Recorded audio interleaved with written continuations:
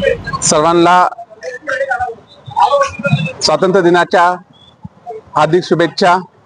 मी वंचित बहुजन आघाडी परिवारातर्फे सर्वांना शुभेच्छा देतो।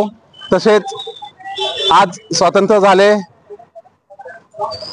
आपला देश फार अभिमान आहे आपल्याला की आपण आज नशामुक्त भारत बनवण्याच्या एक पुढे येतोय। भारतामध्ये नशामुक्ती व्हावी या संदेशाने आज आम्ही इथे बऱ्याचशा तरुणांना फ्लॅग दिला। त्याच्यामध्ये की सिम्बॉल्स होते की नो ड्रग्स असा उपक्रम राबवला।